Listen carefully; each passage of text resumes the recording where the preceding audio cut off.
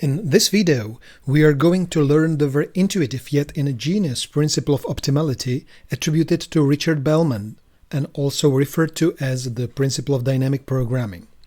And we are going to apply it to the problem of optimal control for discrete time systems on a finite interval, the problem that has been keeping us busy in our course for some 3 weeks now. Before we dive into the domain of dynamic programming, let me recapitulate a bit what we have got so far in our toolbox for solving discrete time optimal control problems. We have discrete methods. Their main advantage is that they are, direct. The optimal control problem on a finite interval is directly transcribed into a nonlinear optimization, a nonlinear program, an LP. In special yet practical cases such as linear systems with linear or quadratic costs, there's a wealth of available LP or QP solvers. In general nonlinear cases, efficient concepts such as sequential quadratic programming (SQP) can be used. Another advantage is that the methods are well suited for problems with constraints. On the minus side, the result of the optimal control design procedure is just the optimal control sequence.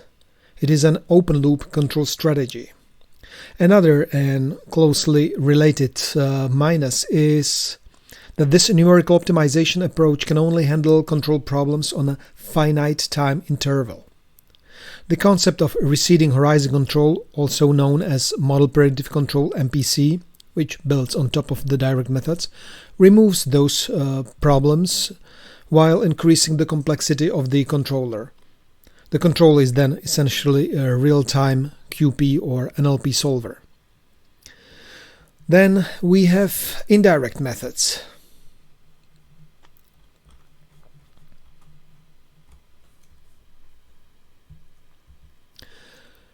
On the plus side, at least in the free final state case, the method gives a state feedback controller.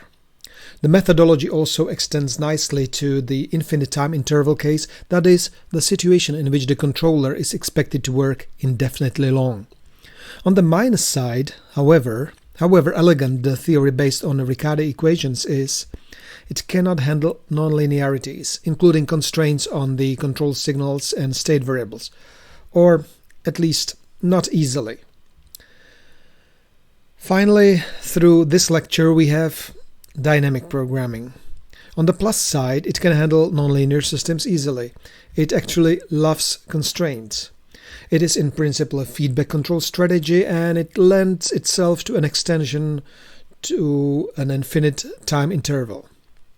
There is a minus side too. As a computational scheme, it does not scale favorably with the complexity of the system. This shortcoming is known as the curse of dimensionality. Dynamic programming, in its basic version that we are going to introduce, is only useful for simple systems. I would even say just textbook problems. This deficiency can be repaired by some extensions such as approximate dynamic programming and reinforcement learning. These we may cover in some other videos. But now it's time to study the basics. Only then we or you can go further. We will introduce these basics through a simple example of finding the fastest route in a map. Say we want to get from Prague to Ostrava using a car. The candidate cities through which, or rather around which, such optimal route should lead may be, say, Hradec Králové, Brno, Olomouc and Přerov. Now, what's your guess of the fastest route? Prague, Hradec Králové, Olomouc, Ostrava? Oh, come on, you're completely missing the Czech reality of the 21st century. The fastest route is still through Brno and then Olomouc. I'm not kidding. 3 hours and 29 minutes according to mapy.cz. Anyway, now that we have the fastest route from Prague to Ostrava, let's come up with another assignment. This time, the task is to find the fastest route from Brno to Ostrava. The correct answer is so simple that asking such question even looks silly, doesn't it? Indeed, the fastest route is identical to the part of the original route from Prague, once we know that it goes through Brno. And this is a very nice example of the seminal result by Richard Bellman from the 50s, now known as Bellman's principle of optimality. Let me quote it here.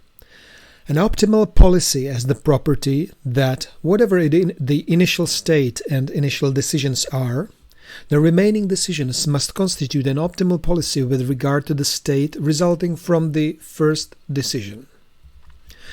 This principle is the key idea behind a fairly powerful methodology called dynamic programming. It looks so intuitive and even trivial, but this triviality may be actually misleading. Is there anything that this trivial observation can be useful for? You will be actually surprised, I think, to see how powerful it is if applied systematically. Let's demonstrate such systematic application through a bit more computational example. We are going to search for the shortest path through a graph. So, we will have a bunch of nodes labeled A, B, C through I. The A node is the enter node, the start. The I node is the end. The nodes are interconnected with unidirectional edges. The edges have some weights associated with them. The meaning of these weights can be whatever. It could be the time needed to travel from one city to another, from one node to another, as we did in the previous example, or it can be the distance between the cities in kilometers, or liters of fuel, or the number of kilowatt hours for electric cars, whatever. I intentionally drew the nodes in this aligned way because it visualizes the order in which the decisions must be made. In total, we have 4 moments at which decisions must be made, 4 stages. If we label the initial stage with 0, the last decision is made at the stage 3. The whole story evolves until the stage 4, but no decision is made then, just the total cost is evaluated. Now, let's start applying dynamic programming. It was perhaps not immediately clear from the pure quotation from Bellman's work, but the key distinguishing feature of dynamic programming is that it proceeds backward.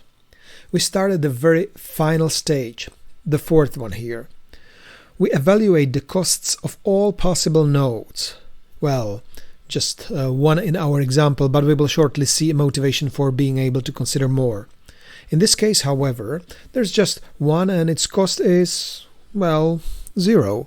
All feasible paths must end in the node I.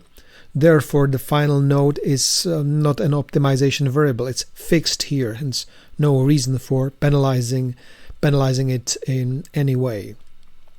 Let's now decrement the counter. Move to the left or backward in terms of the index of the stage. For every node at this stage, one step away from the end, and every possible decision, we now need to evaluate the cost to go. It's composed of 2 parts: the cost of the immediate decision, the cost of the transition if you like, and the optimal cost of the node into which such transition leads. The optimal decision is then the one that minimizes the cost to go and achieves the optimal cost to go. Well, in this particular case, for none of the 2 nodes at this stage there is any freedom in making a decision, and we cannot yet illustrate the principle clearly. Anyway, let's compute the cost to go for both nodes, and they automatically become the optimal costs to go. Let's now continue iterating. Decrement the counter again and focus on the stage with the index 2. Here things get a bit more illustrative, I guess, but only for the middle node E actually. From this node there are 2 possibilities. We can either go up or down. The transition cost of going up is 3, but it brings us to the node F, for which the optimal cost to go is 4, as we determined previously. Therefore, the total cost to go up from the node E is 7. But if instead we go down, the immediate transition cost is 2, and the optimal cost to go from the node H is 2 as we determined previously. In total 4. Minimum of 7 and 4 is 4. Let's write it down as the optimal cost to go from the node E. And let's also record that the optimal decision was to go down. The other two nodes at this stage are again trivial. 3 plus 4 for the node C, 4 plus 2 for the node G. No freedom in choosing a decision. Decrementing the counter again, for the node B, going up costs 2 plus 7, that is 9. Going down costs 1 plus 4, that is 5. The minimum is 5. Write it down and highlight the optimal decision, going down. For the node D, going up costs 3 plus 4. Going down costs 2 plus 6. The optimal cost to go is then the minimum of the 2, that is 7. The optimal decision is to go up. Decrementing the counter one last time, we find ourselves at the very starting node.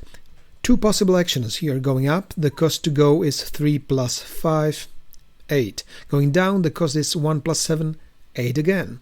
The optimal cost to go from the starting point is 8. This time, however, both possible decisions were optimal and the choice between the two can be completely arbitrary. And that's it. We found the shortest path through the graph applying the principle of dynamic programming. Now we can in fact discard the stored optimal costs to go for the individual nodes. They are no longer useful.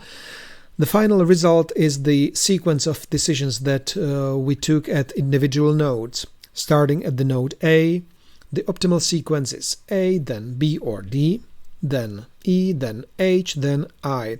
As a bonus, we also get optimal sequences from any node in the graph, with the node I still as the final node, should we need it. You may now argue that there are many more algorithms for finding the shortest paths in graphs, and you would be correct. Indeed, there are dedicated monographs for this and other graph problems. Label correcting methods, A-star, branch and bound, to name a few. Dynamic programming is not necessarily the most efficient one for practical graph problems, but let me explain that here we use the graph setting just to illustrate the key idea. After all, what we are after is a solution to the problem of optimal control. Let's now, finally, adapt the idea to it. We will consider, as usual in our course, the discrete-time dynamical system given by xk plus 1 is equal to f of xk and uk, k from the interval I and n. X at I is given. uk and xk for all k's possibly restricted to some sets u's and u and x, respectively. The cost j as a function of the initial state xi and the control sequence ui, ui plus 1 through u capital N minus 1, with initial time highlighted through a lower index I, is then composed of two parts. The part penalizing the state at the final time, also called the terminal cost, and the part penalizing both the states and the controls in the transient period, also called running cost. The task is now to minimize this cost over the control sequence. The minimum is, of course, parameterized by the initial state. We label the optimal cost with the star used as an upper index. Before we move on, just make sure you understand perfectly the difference between the start and unstarred j functions here. The start version is no longer a function of use, while the unstarred is still parameterized by the sequence of use. Good. Now we are ready to apply Bellman's principle. Assume that for an arbitrary xk plus 1, we have already found the optimal sequence uk plus 1, uk plus 2, all the way through u capital N minus 1. Let's indicate the optimality of these values by stars. That means that we can already evaluate jk plus 1 star as a function of xk plus 1. If we now fix these u's to their optimal values, we can express the cost for the state xk as a function of uk only. That is, jk of xk uk uk plus 1 star all the way through u capital N minus 1 star is equal to lk of xk uk plus jk plus 1 of xk plus 1 start.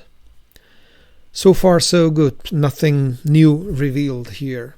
But now comes the moment of glory for Bellman's principle of optimality. We now want to get jk star parameterized by xk only. In order to get it, we need to minimize the right-hand side over what there is to be optimized over. Obviously, the only variable over which the optimization could be performed is uk. It may be a bit tricky first to place the brackets correctly here. Indeed, the start jk plus 1 term is also involved in the optimization because xk plus 1 is actually determined by uk through the f function. And that's it. This is the one and only crucial and fundamental result of this lecture. This is a mathematical formalization of the intuitive idea that we initially expressed just verbally and illustrated with that, well, not so funny problem of getting from Prague to Ostrava in minimum time in 2020. Heck. But wait, how do we actually use this to design and implement a controller? Stay tuned, we are just a few steps away from it. We will illustrate this idea with a first-order system. Our strategy for explaining things will be to fit it into the shortest path framework that we have just studied. The time axis is naturally discretized. The initial time will start at, say, 0. The final time is capital N. In our game, there's nothing before 0 and nothing after n. The vertical axis is the state variable labeled x. That's why I insisted on considering just a first-order system for this example. I would not be able to visualize things conveniently for a higher-order system, but the principle will remain pretty much the same. Now, in reality, the values of the state variable will also assume some lower and upper bounds. Our playground is then this rectangle in the time-state space. While this space is naturally discretized with respect to time, it's typically continuous or continuum with respect to the states. Variables like position, velocity, voltage or current can typically assume any value within some lower and upper bounds. But in order to fit this into the dynamic programming framework, visualized a while before with the shortest path problem, we need to discretize the state space too. Oops, here comes the first price to pay. But we are willing to pay the price. As a result, our time-state space is represented by a regular rectangular grid. The grid points play the same role that the nodes played in our shortest path problem. Similar as before, we start applying the dynamic programming principle from the very end of the time interval, the right boundary of the allowed time-space rectangle located at time n. It is represented by several grid points, a sampled line segment between the lower and upper bounds. We now evaluate the optimal cost, the Jn star, at each grid point here. This amounts to evaluating the phi term, the terminal cost. Indeed, there is nowhere to go from here. This is the cost, the penalty, of landing and at this or that particular final state. Now decrement the counter, time n-1. Again, a bunch of grid points in the state space. For each and every grid point, we now consider all possible values of the control un-1. But wait, similarly to the arguments given for the state variables a minute ago, the control variables can also be continuous or better real valued, even if lower and upper bounded. Say, uk is within the interval umin and umax for all k's. But in order to proceed with dynamic programming, we need to discretize or grid this interval of control values too. As a matter of fact, it may happen in practical applications that such control discretization will be perfectly natural. On and off control signals, or +1, 0, -1, or yet some finer, non-negligible quantization of the control signal. Anyhow, from each and every grid point of the state x at n-1, we consider a finite number of possible transitions due to the finite number of possible control values, un-1. Say, there will be just 2 values, so that our figure is not that messy in a while. We evaluate the cost at each and every grid point xn-1 and for every grid control un-1. The jn-1. The minimum of these is then the optimal cost, the start jn-1 at each and every xn-1. The corresponding optimal control is recorded.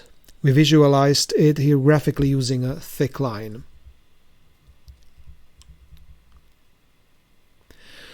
There is a caveat here that you must immediately recognize. What if, starting at a concrete grid point of xn-1 and applying some concrete, again, grid value of un-1, the resulting state does not hit any of the grid points of xn? In fact, it's very much probable that this will happen in situations when the state space was artificially discretized. What to do then? Well, only some heuristic approximate solutions may be come up with. The simplest is that the predicted next state is rounded to the nearest grid value, or some sort of interpolation weighted averaging can be applied if finer approximation is needed. And then the time index is decremented again and again and again and again. While performing this iteration over the discrete times, over the grid points of the state space and over the grid points of the control space, and recording the outcomes of the computations, we are actually filling in 2 lookup tables, one for the optimal costs, J star, and the other for the optimal controls, U star. The columns of both tables correspond to the discrete times. The rows correspond to the grid values of the state variables, scalar one. While we are building the former table during the design process, once we are done, we can actually discard it and keep only the latter table. This one then serves as the implementation of the controller actually. The optimal control at time k is a function of the state variable at that given time and the time k itself. Hence, a time-varying state feedback controller implemented in the form of a lookup table. Again, if the particular value of measured or estimated x at the given time does not hit the grid point, some rounding or interpolation must be used. Well, obviously we had to exert some computational effort to build the lookup tables, to design the controller. Let's now analyze how it compares with respect to some primitive methods based on full enumeration. In our dynamic programming solution, at a given discrete time, we need to visit all the grid points of x, say nx of them, and at every and each of them we need to consider the number, say, nu of control values, thus nx times nu combinations. Then we multiply by the capital N and we have the total complexity over the whole interval, the number that shows how the computational demands scale with the size of the problem. Now, the trivial method based on full enumeration of all possible trajectories. We start at the beginning of the time interval. Assume first that the length of the time interval is just 1. How many possibilities are there? Nx times nu. Now extend the time horizon to 2. So the capital N is equal to 2. The number of possibilities increases to nx times nu squared. And finally, on the time interval of general length n, the complexity is then nx times nu raised to the power of n. Obviously, dynamic programming scales in a much more friendly way with the growing length of the time interval. Good. dp wins hands down against the trivial enumeration-based method. Well, it does win, but really against the primitive method, but still suffers from some nasty scaling. Just consider a system of higher order than just one. The number of grid points of the state space scales horribly with the dimension of the state vector. If we consider some, say, 10 grid points for the state variable of a first-order system, we immediately have 100 for a second-order system and 1000 for a third-order system, and so on. Similarly, for the dimension of the control signal. This unpleasant situation is referred to as the curse of dimensionality of dynamic programming. There are some approaches, such as approximate dynamic programming or reinforcement learning, that aim at repairing this, and a few other issues. We may deal with these in some other video. Finally, while talking about mitigating the computational complexity and the storage requirements, an interesting observation is that dynamic programming actually loves constraints. The more constraints, the better. While the Riccati equation-based LQR methodology stands no chance to handle the binary on-off constraints imposed on the actuator commands. Here it was no big deal. Similarly, the constraints that the states cannot leave the allowed region can be used in the backward evaluation process to prune the acceptable control actions. Those that would bring the system out of the range are immediately disregarded for the optimization. In the next video, we are going to see how dynamic programming can be used not only as a numerical algorithm, but also as a theoretical framework for deriving an analytic solution to the standard LQR problem.